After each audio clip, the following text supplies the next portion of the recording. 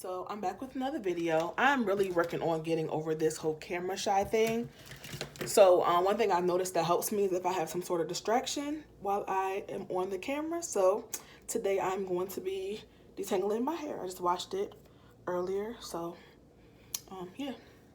So I'm going to be telling y'all the story about how I was recently hospitalized in May, and kind of like what led up to that, and why it was so important for me to get some extra support outside of just my therapist.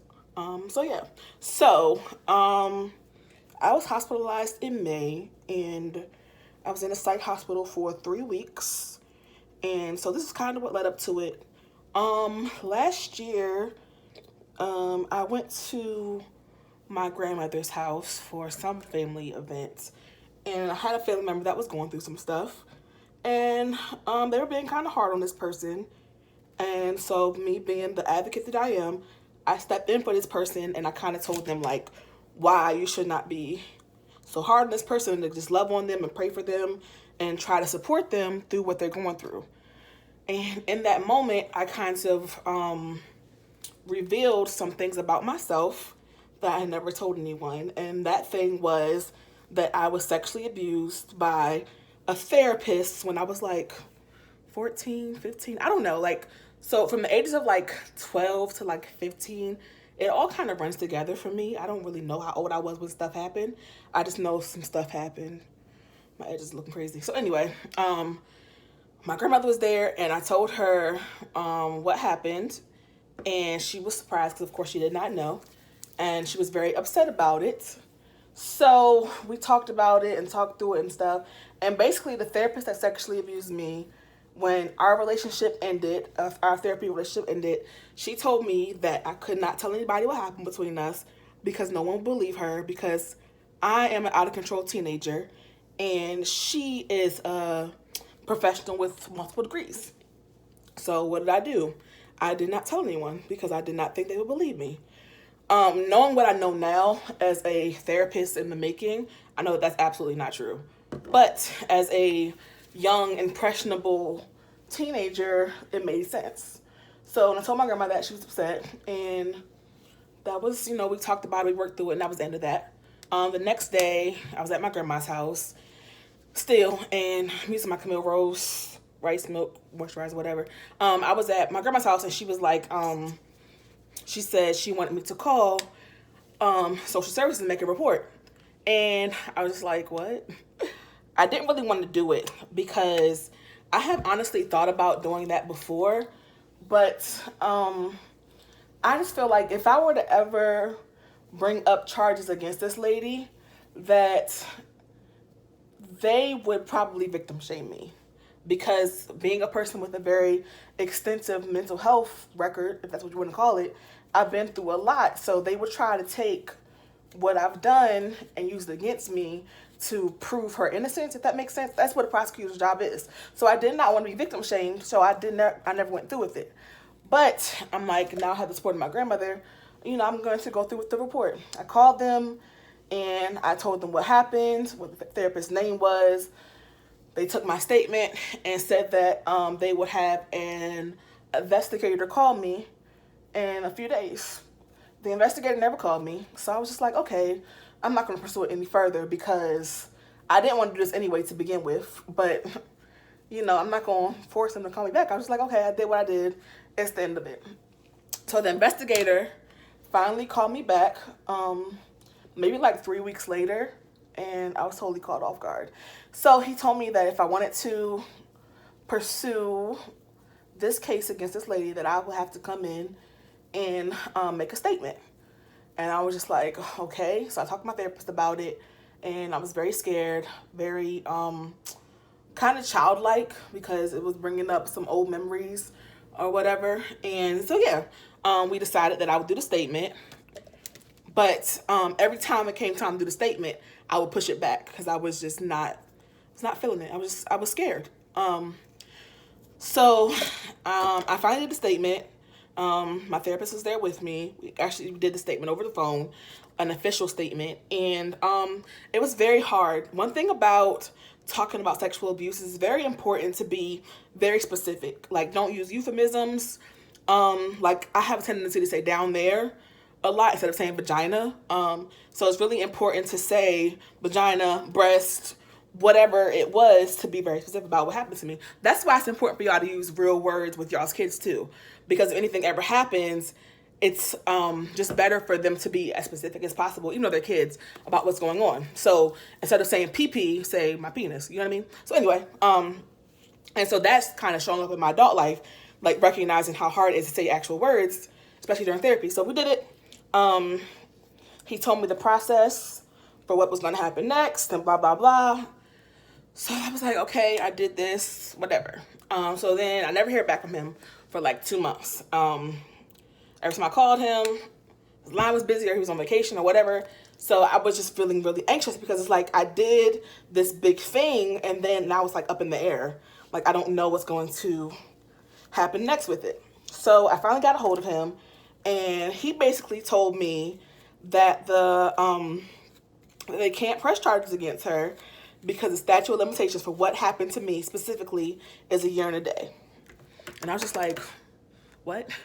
So I pretty much did this statement, testimony, what have you, and then I find out that there's nothing that could be done.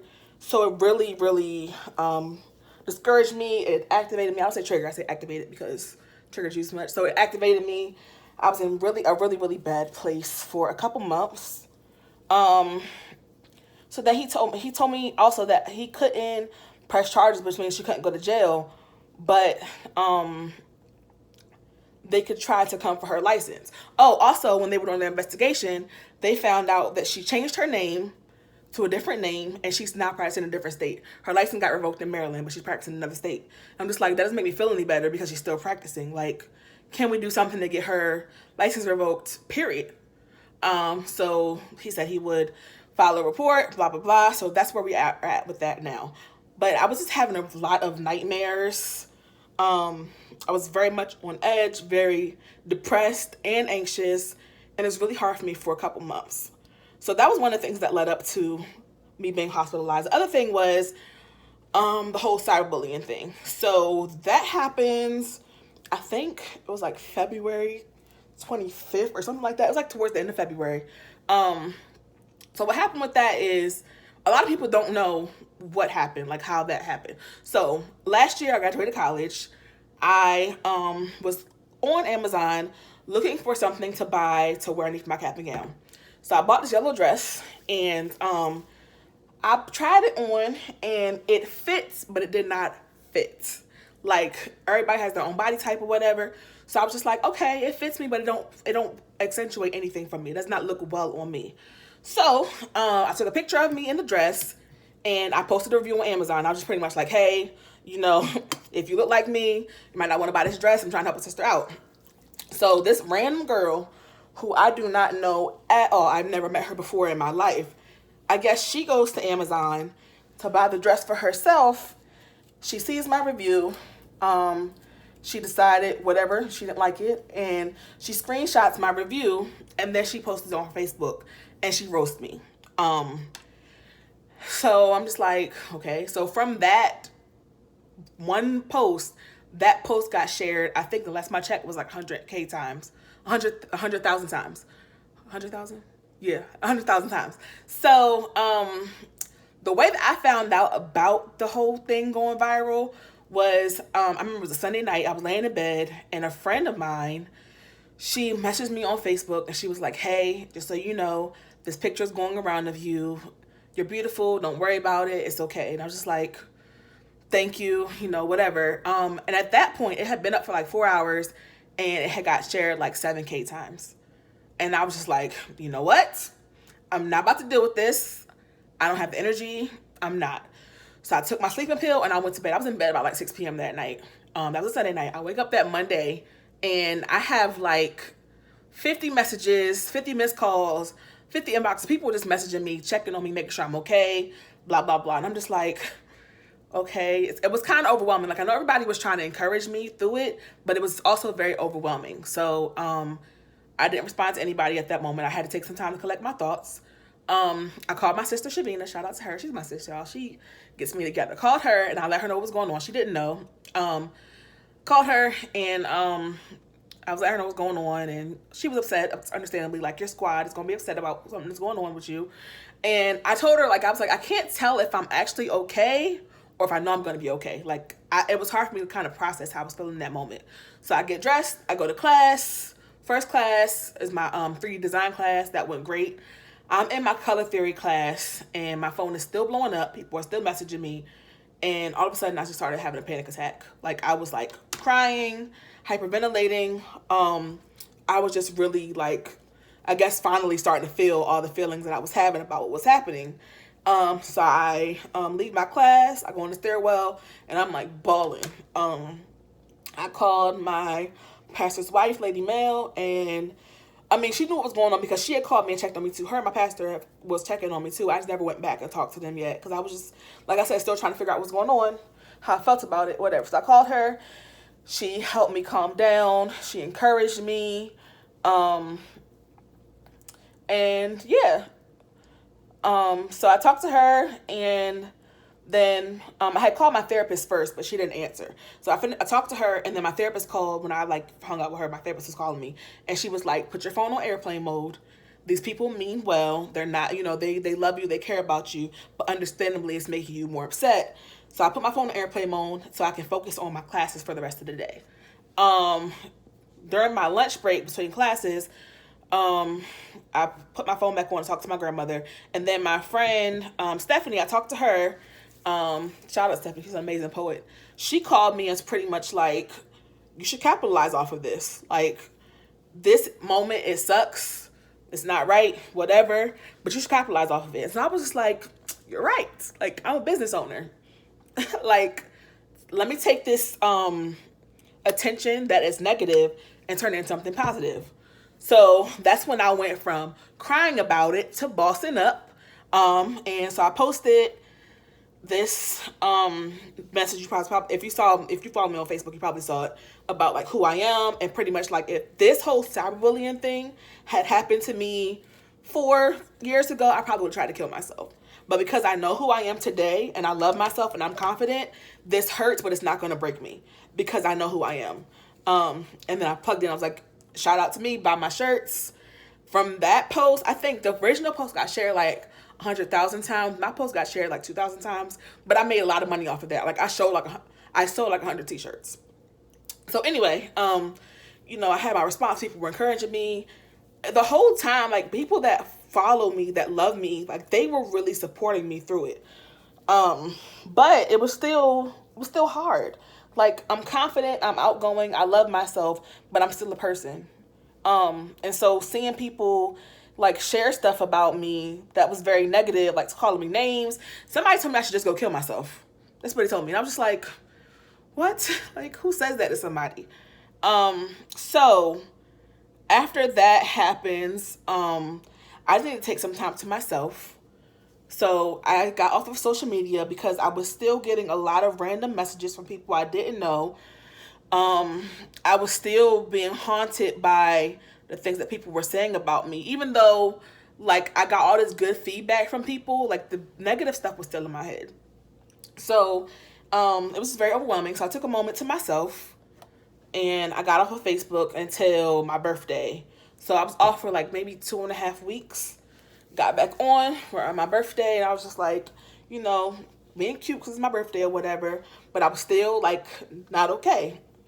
So then around this time again, I hear back from the officer telling me that they are still working on my case, but he doesn't have any updates. So I was just really activated from that. So then that was also around the time, I think my birthday was the day that everything shut down around 5, like with the whole COVID thing. So I felt like I had a lot of time to myself because of the whole quarantine thing. And so all of this stuff started coming back up in my brain. Like, during the time I'm by myself, all the stuff was coming up about the cyberbullying thing and the testimony. So it was like, before, when life was normal, I could kind of distract myself from what was going on. I would go to church, I would go to work, be around my friends. But now that the world is shutting down, my inner thoughts were starting to become louder. So for the first time in years, like probably like 4 or 5 years, I was actually like contemplating killing myself, because it was like these inside voices were so loud. All I kept hearing, like I was having nightmares of like it was like all this stuff kept playing in my head about what was said to me. And then I was having nightmares about the therapist. And I was just really not doing well. And I was still going to therapy twice a week. I go to see my trauma therapist twice a week, and I see my art therapist every other week. And they were telling me like they think that I should go into the hospital so that I can work through what was going on, because like my therapist is really good about being there for me. Like I see her twice a week, but if I have something happen, like if I see her on Monday and then Wednesday I have something happen to me, she'll talk to me or we'll text or something about it, and then we'll talk about it on Friday in session. But I felt like the sessions that we were having, like I still was not having enough time to work through what was happening with me, because I would go home and I would be really depressed. I was having really, really bad nightmares. So we decided that it might be a good idea to go into the hospital where I can work through these two traumas. And like when you're in the hospital, it's like a higher level of care than just like going to therapy, because you have like around the clock support. Like if I'm having a nightmare in the middle of the night, like the people that are there are able to talk to me, listen to me, help me work through the nightmare, and I can go back to sleep. When I'm at home by myself, it's a lot harder to do that. So I got put on the waiting list to go to this inpatient trauma program at Dominion Hospital. I waited for like 2 weeks, and then I went in. I didn't tell anybody. I didn't tell any of my friends I was going in. I just I don't know why I didn't tell anybody. I just didn't tell anybody. So the great thing about that is, because when I went in, it was a waiting list, but when I finally came, it was only 2 of us there. So it's like usually when you're in the hospital, it's probably like a whole unit full of people, like 15 people. So you get help, but it's less individualized, because it's all these people trying to get help. So when it was just 2 of us there, I felt like I was still getting like the group therapy, but I was also probably getting a lot more individual help than I probably would have if it was like a full unit. So that was really helpful, because I was able to work through what was going on, work through the fears, work through the trauma, work through the nightmares. And yeah, it was very good. And then when I was there for like 2 weeks before anybody else came, it was me and this other girl. And then when the other people started coming in, it was also really good because they were all Christians. And like one thing about like being in trauma treatment is people have different religions, different feelings about God. Because of course, when you go through trauma, you don't know why it happened and you blame God. That's not me, that's other people. So to be on a trauma unit where everybody still believes in God, we were like listening to worship music and like crying and having praise breaks and all this stuff. So I felt like I was getting like this mental health healing, but I was also able to connect with God in a way that I might not have been if there were different circumstances of people there. So I was talking to the doctor, and we worked through the stuff that was going on, and he also increased my antidepressant because I had so many activations happening, and it was COVID, so I was by myself a lot. So when I actually got discharged from the hospital, I was able to be okay because the depression medicine was increased. So I felt like my thoughts were not as bad and my nightmares were not as bad. So yeah, I think that's the end of my story. I don't know. Did I do good, y'all? Because I'm so camera shy.